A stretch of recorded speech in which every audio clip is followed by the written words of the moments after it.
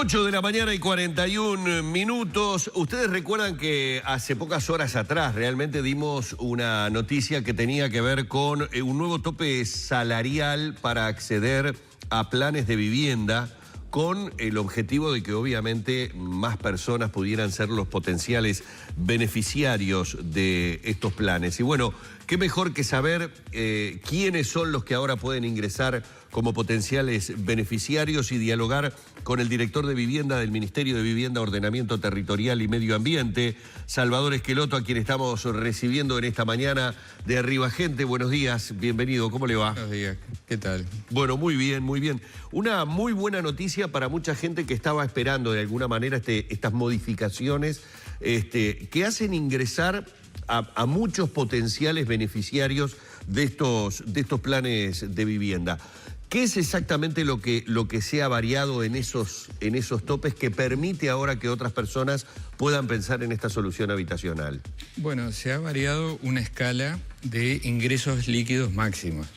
Y en esto me parece que la síntesis que tú hiciste al principio es excelente, porque se trata, en primer lugar, de una muy buena noticia que dio la señora ministra el lunes al mediodía, al terminar el gabinete ministerial, como un anuncio de un proceso que culminó y que implicó un estudio muy profundo de los ingresos de las familias, y que es muy importante la labor de los medios de comunicación para difundirlo. Por suerte, en estos 3 días, lunes, martes, miércoles, hemos recibido una serie de consultas, pero además han salido artículos, han sido recogidos en los canales de televisión, en las radios, en el sentido de ampliar las posibilidades de acceder a programas de vivienda. Y ampliar significa no restringir.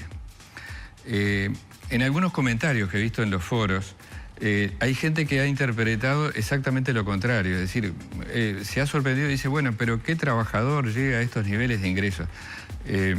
No es así, es exactamente lo contrario, es decir, no se piden determinados niveles de ingresos, sino que se liberan los límites máximos de acuerdo a una escala que está medida en función no de una abstracción. Hasta hoy los ingresos no solo salariales, ingresos por todo concepto, que se pedían para un núcleo familiar para poder ingresar a un programa del Ministerio eran 60 unidades reajustables, 60.000 pesos. Obviamente es un ingreso importante, pero ese no era el mínimo, era el máximo. Sin embargo, ese ingreso de 60.000 pesos, en algunas situaciones, por ejemplo en familias numerosas, si tengo que repartir ese ingreso, claro, no entre 1 o 2 personas, sino entre una pareja con chiquilines, en 2 o 3 o 4 componentes, o 5 o más de una familia, obviamente el ingreso per cápita es menor. Y los gastos de una familia son mayores, hay toda una serie de cuestiones que debilitan la posibilidad de acceder a una vivienda. Y sin embargo el tope era igual para una familia compuesta por una pareja, por 2 personas, un hogar unipersonal o una familia numerosa. Claro. Esto es lo que hemos cambiado. Es decir, la ministra ha sido muy sensible a estos temas, ha sido atenta en muchos consejos de ministros del Interior, se han planteado reclamos, se han planteado observaciones. Incluso la Federación de Cooperativas, que ha sido la FUCUAN, una de las 2 federaciones más importantes, que ha sido una de las que ha salido a celebrar este cambio, ha planteado justamente esta necesidad. Porque en el cooperativismo de vivienda lo que ocurre también que hay familias con diferentes componentes, números de integrantes, y ¿qué ocurría? Que en algunos casos podían llegar a pasar el mínimo ese de 60 y se le dificultaba su incorporación a un núcleo cooperativo. Bueno, ahora estamos abriendo una escala más amplia que va desde el hogar unipersonal hasta las familias de 5 y más integrantes. En este último caso se admite que puedan tener un ingreso hasta de 96 UR, que es un poco menos de 100.000 pesos. Obviamente allí se califica para estos préstamos. Quienes están por encima del núcleo familiar, obviamente que, digo, puede buscar otras alternativas claramente. Es razonable. Obviamente que los recursos públicos son limitados y hay que intentar, en la medida de lo posible, afinar la puntería para que lleguen esos recursos y los programas con los cuales se concretan a los sectores que tienen menos posibilidades de acceder por sí solos o con otros apuntalamientos, por ejemplo, un crédito hipotecario a la vivienda. Pero estamos hablando de una franja que hasta el momento tenía dificultades para ser atendida. Ya quedábamos que de los niveles de ingreso de 60 unidades reajustables, unos 60.000 pesos hacia abajo, estaban atendidos. Entre ese nivel y un nivel superior, hasta esas 90 y pico de unidades reajustables, había como un vacío. Y se supone que por encima de esos ingresos, bueno, hay un mercado de crédito hipotecario que permite que las personas con un esfuerzo y una complementación puedan acceder. Salvador, justamente, ¿para qué tipo de programa califican las personas que están comprendidas en esta escala que usted acaba de vivir? Bueno, para todos los programas que de alguna manera el Ministerio instrumenta por sí o a través de la Agencia Nacional de Vivienda. También el Ministerio tiene otros programas, por ejemplo, el programa de relocalizaciones que tiene que ver con las situaciones de mayor precariedad que se ejecuta en convenio con los gobiernos departamentales. Pero en este caso estamos hablando del cooperativismo de vivienda, que es el programa estrella de la política de vivienda. En este momento en el Uruguay se está construyendo un altísimo número de viviendas cooperativas como nunca se construyó en la historia del país. Tenemos simultáneamente unas 6.200, 6.300 viviendas en obra en todo el territorio nacional. Y este programa tiene dos modalidades: de ahorro previo, es decir, el cooperativista integra un ahorro del orden del 15% del monto de la inversión, o de ayuda mutua, donde el ahorro sustituido es provisto por el trabajo directo del cooperativista. Bueno, esas dos modalidades ingresan a este sistema. Después tenemos también la compra de vivienda nueva, de lo que es la producción del Ministerio, que el Ministerio construye también conjuntos habitacionales en todo el país y se sacan por llamados abiertos a quienes quieran acceder a esas nuevas unidades, una vez que se van terminando los conjuntos. Y bueno, si hay más demandantes, que normalmente lo hay, que unidades libres, ahí es donde se procede a un sorteo. Y también aplica a otros 3 programas que son muy importantes. El programa de compra de vivienda usada, que es un programa que tiene que ver con el uso óptimo de un stock que ya existe, es decir, las viviendas que ya están en el mercado y se hacen llamados abiertos.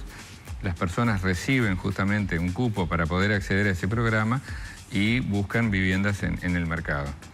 El programa de alquiler con opción a compra, que es un programa también abierto por el Ministerio, y el de autoconstrucción en terreno propio, que es un apoyo al autoconstructor.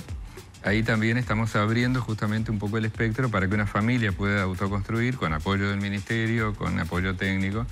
Bueno, este es el abanico de programas que tenemos hoy y pensamos que esta resolución lo que hace es ser más justos, ser más equitativos, midiendo el ingreso no en términos absolutos de lo que es el núcleo familiar, independientemente de cuántas personas lo componen, sino tomando en cuenta el ingreso per cápita, es decir, dividido por cuántas personas se integran ese núcleo.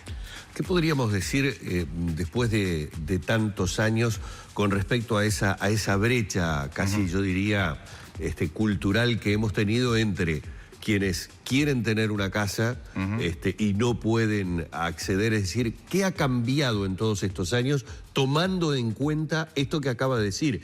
Esta diversidad de planes que tratan, me da la sensación de alguna manera, de ir ajustándose a las necesidades que pueden tener o a la vez a las condiciones que pueden tener determinadas personas. Es decir, no quedamos ceñidos a un tipo de plan, sino que se busca, bueno, mirá, están quedando afuera estas personas, ¿cómo las podemos integrar? Bueno, se integran a través de otro plan. Esa brecha que hemos tenido siempre, porque sin ningún tipo de dudas ha sido un gran problema para el Uruguay el tema de la vivienda, podemos decir que se ha ido acortando, que se ha ido acercando, o la demanda de vivienda sigue siendo un tema que sigue siendo un dolor de cabeza porque no se consigue de alguna manera con todos estos planes igualmente solucionar el inconveniente? Bueno, la demanda de vivienda yo no diría que es un dolor de cabeza, pero sigue siendo una preocupación porque los recursos públicos son, no digo que pocos, pero son limitados, es decir, todos quisiéramos tener mayor volumen de recursos para invertir en programas de vivienda. Pero lo que tú decías al principio es exactamente así. La diversidad de programas, el tener distintos tipos de respuestas que se puedan adecuar a las situaciones concretas de cada una de las familias, ha sido uno de los cambios importantes de la política de vivienda, yo diría en los últimos 10 años por lo menos, y que seguimos cambiando. Esta noticia de hoy es un punto más en un proceso en el cual permanentemente se están evaluando los programas y se están ajustando las condiciones y las características para ser, yo diría, más certeros. Y voy a poner un ejemplo del cual no hablamos, que me parece que es muy importante, que tiene que ver con los cambios que la sociedad uruguaya, se ha dicho que la sociedad uruguaya ha vivido una revolución silenciosa en cuanto al cambio de lo que es la composición de las familias y la organización de las familias. Hoy ya la vieja estructura de la familia nuclear está prácticamente cuestionada y es una de las variantes de organización de los arreglos familiares que son muy distintos. Incluso el tamaño medio de los hogares en el Uruguay se ha reducido muchísimo. Hay mucha gente que vive sola, pero que vive sola por opción, o que a lo largo de su vida tiene distintas maneras de convivir con diferentes grupos conformando núcleos familiares. En ese sentido, el alquiler es una opción satisfactoria. Mucha gente piensa que el alquiler es un problema, es decir, que es tirar la plata, que es una situación precaria. Bueno, el Ministerio ha buscado y está por distintos mecanismos tratando de asegurar condiciones satisfactorias de alquileres. El programa de garantía de alquileres es un programa muy importante en el Ministerio que le permite a familias acceder a garantías, buenas garantías, para que se puedan celebrar contratos formales en el mercado formal de alquileres. Y esto es un cambio importante. ¿Hay una estimación, una idea de cómo es la composición en cuanto a nivel país? ¿Cuántos son porcentualmente los propietarios? ¿Cuántos porcentualmente son los que alquilan y cuántos porcentualmente quienes viven en otras situaciones como asentamientos?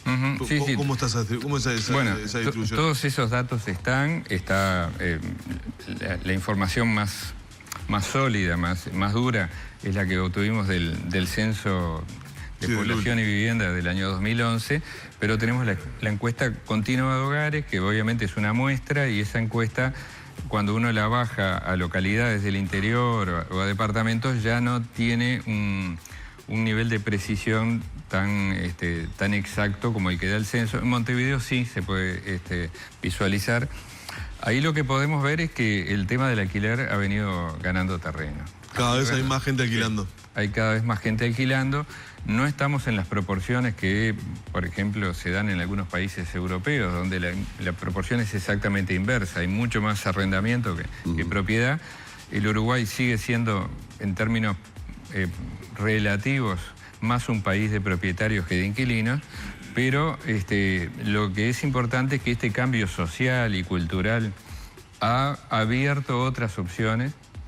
Entre ellas, el cooperativismo de usuarios, ¿no? Digo, que cuantitativamente todavía no es un dato en términos del stock habitacional de todo el país que pese en términos porcentuales, pero cualitativamente es importantísimo. Es decir, una enorme cantidad de las cooperativas que hoy se están construyendo, se están terminando o están por empezar, son cooperativas de usuarios, es decir, no son propietarios sino usuarios de las viviendas. Seguramente muchos televidentes que nos estén mirando, mientras escuchan la entrevista, digan, pero son caros los alquileres, particularmente en Montevideo, sí, ¿no? Eso es verdad. El tema del precio de los alquileres no está regulado administrativamente. Sí, claro. Hay un compromiso del país de no interferir en el mercado en términos de la fijación de precios, pero sí pensamos en el Ministerio, nosotros estamos monitoreando esa situación, que por vías indirectas es posible incidir en la baja del precio de los alquileres a través también de una batería de instrumentos. Uno de ellos es el aumento del stock. Si bien hasta el momento esto no ha ocurrido, el stock es la cantidad de viviendas que se ofrecen. La teoría económica dice que en la medida de que aumenta la oferta, los precios deberían tender a bajar. A esa lógica económica, bueno, es la lógica, porque a veces se aplica para determinadas cosas cuando hay que subir precios, pero cuando debe bajar, bueno, a veces no funciona. Esto es lo que nos preocupa, porque en un mercado como el mercado inmobiliario, esta lógica no opera tan lineal. Claro. Por lo cual lo que ha ocurrido es que en los últimos años los precios no han descendido a pesar de que ha aumentado la oferta. Sin embargo, la oferta pública es una de las opciones que permite justamente que estas cosas ocurran. Es decir, en la medida que hay más viviendas y más familias pueden acceder, quedan otras viviendas libres y el apuntalamiento que da el Ministerio, no solamente con las garantías, sino con otro elemento que es muy importante, que también hace como juego y cierra el paquete con el tema del ingreso familiar, que es lo que nosotros llamamos el subsidio a la permanencia. Las familias que pagan una cuota para acceder a la vivienda no pagan más de un porcentaje de su ingreso familiar. La brecha entre ese porcentaje y lo que es la cuota lo cubre el Fondo Nacional de Vivienda. Eso se llama subsidio a la permanencia o subsidio a la cuota. Y este subsidio tiene que ver con la evolución de los ingresos de las familias, ya sea salariales o no salariales, sumando todo lo que aportan las personas que perciben ingresos. Si esto no alcanza para pagar la cuota, bueno, el Fondo de Vivienda cubre esa diferencia. Esto ha sido así en la política de vivienda en los últimos años y ahora va a ser ley. El Poder Ejecutivo remitió al Parlamento un proyecto de ley para que esto quede firme, para que quede como una garantía para todas las personas que de alguna manera están dependiendo de una situación de ingresos fijos. Y esto va a ocurrir, ya tiene aprobación en diputados el mes pasado. La semana pasada estuvimos en comisión en Cámara de Senadores dialogando con los senadores sobre este artículo. Bueno, son 8 artículos que tiene la ley, pero hay algunos artículos que son en particular, y esperamos que antes de fin de año esta ley quede consagrada. Con lo cual, los instrumentos con que cuenta la política permiten de alguna manera que las familias no solo lleguen a la vivienda, sino que puedan tener la seguridad que van a permanecer en ellas más allá de las contingencias que puedan ocurrir con la fluctuación, el cambio digamos de la situación del punto de vista de empleo u otras situaciones que puedan afectar. Vamos a agradecerle a Salvador Esqueloto, que es director de Vivienda del Ministerio de Vivienda, Ordenamiento Territorial y Medio Ambiente, estos minutos en la mañana de Arriba Gente para comentarnos sobre estas novedades que hemos venido brindándoles a ustedes en los últimos días. Muy amable, ¿eh? Bueno, muchísimas gracias. Muchísimas gracias. Cerramos por aquí la entrevista.